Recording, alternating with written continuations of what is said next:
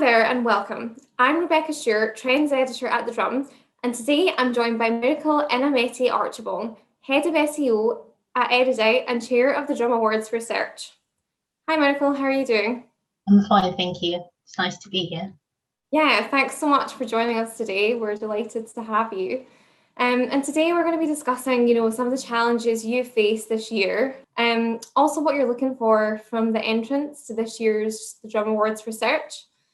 So let's get cracking. I mean, it's been a crazy 12 months for everyone, but search marketing has kind of had its own set of unique challenges in the pandemic. So I wondered if you can kind of start by talking me through the biggest challenges you guys faced in the past year and how you kind of overcame them. Yeah, it's been an interesting year because we're all we're in the same river, but every client's on a different boat. And it's been from two perspectives. So we have the client side, and then we also have the need of the staff. So it's responding to both things. On the client side, we had to, and what's helped us is because we're a boutique agency, so we're a small team, we're really agile. And because of that, we can respond really quickly. So just responding, to our clients' needs and being flexible, not just holding them rigidly like to contracts, and being able to, shift budgets to different channels where the needs arise, and just being there for them. Really, we've had clients where we've had to step in, and because they can get online to dev in time, and sort of, help them with their checkout journey to say we're not taking any orders right now and just push code live. So it's just that kind of agility, being able to respond really quickly. Some clients had to pause because due to government guidelines they had to close, and just being understanding with them, not thinking about the relationship now, but thinking about how we can build this relationship for the future, and thinking about our long-term goals with that client, and then just helping navigate them through that. And it's also like, what can we do now to keep engaging with your customers if you can't take any orders, or you've had to, close and stop your services for now. So it's just responding with that degree of flexibility and understanding, and not just thinking about, budget for now. And then our staff is it's just been such a whirlwind. I mean, no one's seen this kind of thing before, and everyone will have different needs. And so just being understanding with the staff, again, responding with that degree of flexibility. And we've always had flexible working hours, and everyone's all set up to work from home anyway, but just understanding that we can't operate a 9 to 5 anymore. Some people it might just be because of childcare needs, they might just be suited to work later. So just focusing on where delivering our work, it doesn't matter, what time we are delivering that. And also providing support for our staff as well, in terms of mental health support that everyone can access discreetly, and finding a way to socialize, because everyone's so cut off and we miss that socializing. So we've tried, working with cameras on, we've tried, just launch chats, that kind of thing, just to make sure that we are still in contact with each other. Yeah, so there's kind of two sides to the coin there. There's the challenges you face with clients, and then the challenges, internally, and kind of keeping staff motivated while working from home. But on the client side there, you mentioned that flexibility and agility have been key really for search marketers. What has been the kind of biggest challenge for the industry as a whole this year? There's several things that are going on, and I guess with everyone, it'll be with client flexibility. Some clients will want to pause, and then there are clients that have benefited so much from the lockdown, because demand, everyone's ordering online now, and demand has skyrocketed. And I think one of the questions that we kept getting asked over and over again is, how do we sustain this growth? We could have just, taken the entire budget and be like, yeah, this lies solely on SEO or search. But what we're trying to do is take our clients through an educational process, which tells them that, this can't happen in silo. You have to engage your email marketing. You have to engage your reward system. You need to make sure that, once a customer's here, it's easier to convert returning customers. So how do you keep these customers you're getting loyal? So it's not just focusing on how can we drive more, is how can we do more with the clients we have now. You need to take up CRO. Maybe we move some of the budget to CRO. Maybe you pay additional for conversion rate optimization, so we can get these customers to convert better. And once they do, it's all about loyalty, loyalty, loyalty. Make sure you offer them something exclusive. Make sure you keep getting them discounts. Make sure you engage with them. So that's what we've been trying to educate our clients on.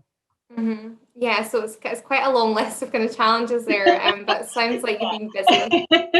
If you check the Erudite website, I actually wrote a blog post about it because I kept getting asked that question like over and over again. So I just had to write about it. Yeah. So if you check the Erudite website, we have a blog post. Yeah, it's really interesting what you're saying there about, being flexible about shifting budgets, but also kind of thinking for the long term, because I think a lot of people have been guilty of falling into that trap of kind of short termism.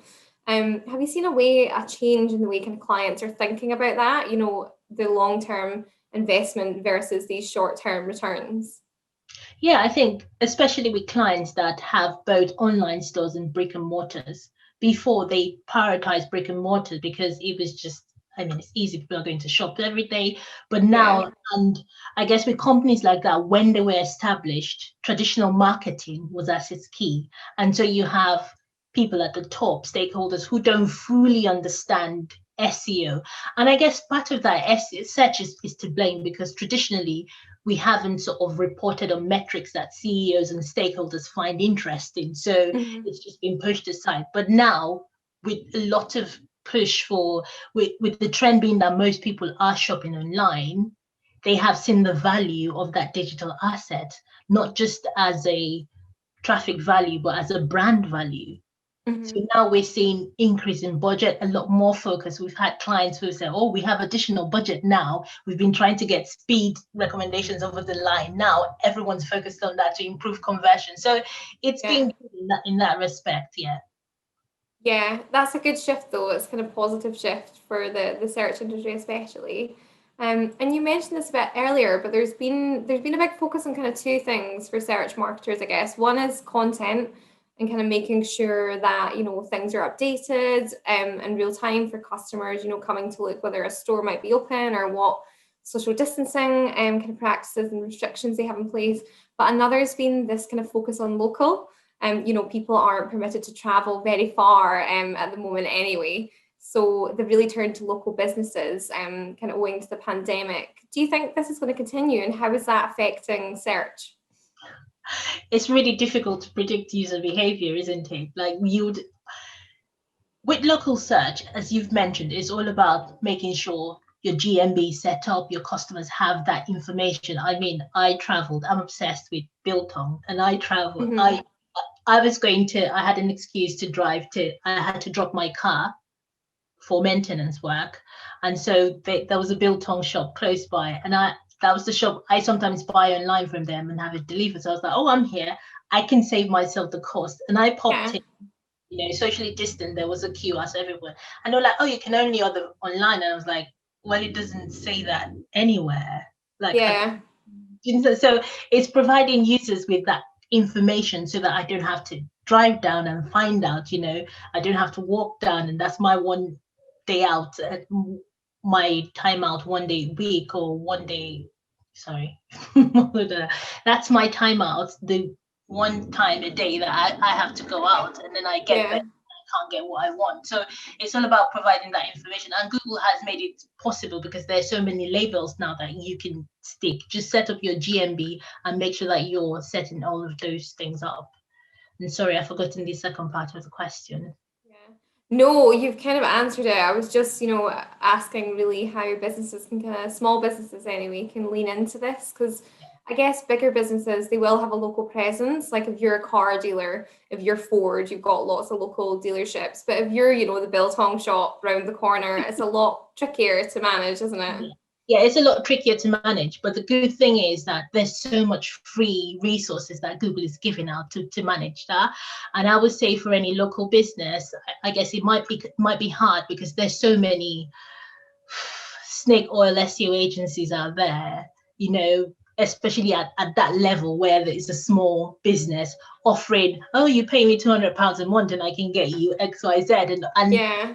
been burnt. And so, but there's so many good resources online that Google has provided. If you start with Google My Business, setting that up, you would see that Google has information on how you can set up things like Search Console. They've made it so much easier to integrate things like analytics, so you can monitor things on your site, find out what time people come, what's busiest, what's converting better, offer deals. Because if you want people to keep shopping local, you need to incentivize them. So it will be the same tactics for big business. You've seen the surge in local, now you have to keep them committed, you have to keep them loyal. And how do you keep them loyal? You know what they buy often, then you give them discounts in that. You continue to provide an excellent service, continue to keep them informed. What questions are they asking? It's so easy to set up a website now. You can get a WordPress template and just, bish bam bong, using things like Divi, and then, set it up and just provide as much information to people as possible. Yeah, definitely. And it comes back to that long-term thinking as well. It's not just big businesses that should be kind of thinking like that. One thing I do want to talk about is how technology will shape the way marketers are using search this year. So I just don't know if this is personal, but I know that I spend a lot more time speaking to Alexa. I'm not sure if it's because I'm alone or if it's because she's there and easy. But how do you think things like voice and AI will kind of evolve this year? And will COVID kind of hold back progress there, or what's your thoughts on that? I don't think COVID is going to hold back progress there, because the search industry just responds to what Google is doing, isn't it? Like, we just follow, like, we respond to what Google is doing, and Google is not slowing down in this aspect. They've said they've rolled out BET, the natural language processing algorithm, to like 100% of search from 7%. Passage indexing is coming, whereas before Google used to, rank a whole page and then with featured snippets just pull out, excerpts from that page that they feel is the most relevant. Now they can read the page, understand it, and just rank that passage for the query. So Google is not slowing down, and so marketers won't slow down. Voice search, for me, is a bit of a we've been saying for about 3 years now that voice search isn't, and it is not. I don't know. I think it's coming, but I think we still have a few, maybe 2-3 years for it to be the thing that everyone's doing. I see it integrated to a lot of systems now, and that's the way my children search. So I definitely know that it is the future. They will be like, well, I said this to YouTube and it didn't respond. You type it out. They can't even be bothered.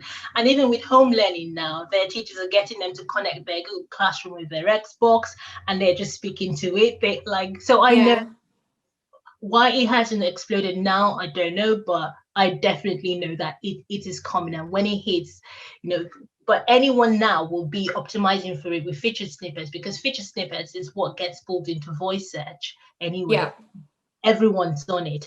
Google's ideology is about providing the best experience for their user. So whether you agree with that or not, in terms of taking, the clicks away from your website, but then if you're offering instant value, everyone wants, I don't want to have to read a long blog post to find out if your site is open. I don't want, if I search for, how do I make a cup of tea? I don't want you to tell me the origin of tea. I just want to know first for 5 minutes. It's all about instant gratification now. And if you're doing that, you're preparing for voice search no matter when it hits. So it's all about future-proofing your sites with all of these things. And again, thinking about your user, how do they use your site? What do they want? People just want to do things quick. So improving that time to task completion, that is what it's all about. So whether or not you agree with Google, it's just about, improving that time to task completion. I want something, I want to be able to find it quickly, I want to be able to understand it easily, and I want to know what next step to take quickly. Yeah, so it's that trade-off then between, driving traffic to your own site and, as you say, kind of ease of use and surfacing. And whether you drive the traffic to your site or not, it's a brand exercise, because your brand is there. And I know that, I came to this site, or I didn't go to that site. I searched for XYZ. I searched for information about tea, and I saw an answer from, I can see your brand name there, even though I don't click now. When I want to buy tea, or I might just go straight to that site that provided me with that information, because they might have more. and then I might click. So it's all about, getting as much of that digital landscape as you can, because paid search is almost halfway. Then there's Google Shopping. The SERP landscape is so crowded. So whichever way you can make a name for your website, take that opportunity. That's what I think. Mm-hmm. Yeah, that's great advice. And coming on to the awards, Miracle, what are you looking for from the submissions and entries this year, and what will it take for one to kind of shine and stand out for you? So I'm looking for a team or a submission that has looked at the overall goal of their client, because a lot of times we see just people going after tactics like, oh, so I on checklist, and we did this and implemented this and we got this result. But I want to see how I want I don't know how to put this, but I say that story, that compelling story of how this is what my client's objectives were. This is where the company direction was going. This is how we used SEO to aid that company direction. And this is the result and the impact it had on that company. So not just like, oh, we've read about, we know about this list of tactics, and then we gave all our deliverables and we got this result. No, but how did that tie in? How did you tie that into the company objectives, their goals, and how did SEO contribute to that, to the overall goals? Because SEO can no longer afford to work in silo, and that's what we want to see, how SEO is integrating and how people are using data insight. Because there's, with the growth of AI, machine learning, the SEO industry is buzzing about Python. We have so much data at our fingertips, and there's so many sources to plug in this data. Google Data Studio has so many APIs that you can plug into. I would really like to see how people are using data to inform that strategy, using that user behavioral analytics to inform that strategy and what results they're getting from there. That's what I'm really interested in, like the innovative things people are using with data and how they are tying that into the overall company goals. Yeah, that makes sense. So big kind of picture of the contribution that SEO has given towards that particular campaign or entry. Yeah. Great. And we're on to the last question now, which is just if there was one piece of kind of SEO or search advice you would give our readers, which are mainly kind of marketing decision makers, agency bosses, brand bosses, what would it be? I would say focus on your user. It's not rocket science, to be honest. It's not rocket science, but it's just a thing where I think sometimes we've veered so much towards what does Google want and forgotten about the user. And then if you just reverse engineer that, Google is always saying, well, we want to do the best for your user. So it just makes sense to focus on your user. And if you look at the algorithm updates that have happened, the last 3-4 of them, it's all about relevancy, authority, and Google is trying to combat misinformation. They are under so much pressure from the government, from society as a whole, to combat misinformation. So they're trying to rank the most authoritative site for every query. And if you focus on your user, focus on your USP. What am I doing? What does my user want? Prioritize them. You're naturally going to be an authority in the topic or in the thing that you're selling. So if you focus on that, you can't go wrong.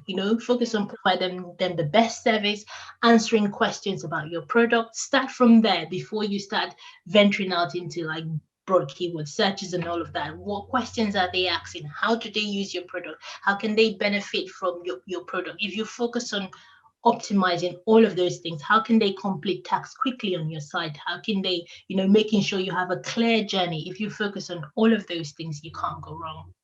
Yeah, I think that's good advice for kind of any discipline, is put your customer at the heart and at the forefront. Yeah, great. And that's it kind of from us in terms of the questions. I think kind of some key themes that emerged for me there, up and coming trends in the search space and lessons from the past year, is, be flexible, think for the long term, and kind of put your customer at the heart of everything you do. Which I think is great advice. So thanks so much, Miracle, for joining us, and thank you for watching at home. If you'd like to find out more about the Drum Awards for Search, you can visit the website, which will be linked below. And you can also follow us on social media at the Drum Awards and tweet about us with hashtag the Drum Awards. Bye for now. Thank you. Bye.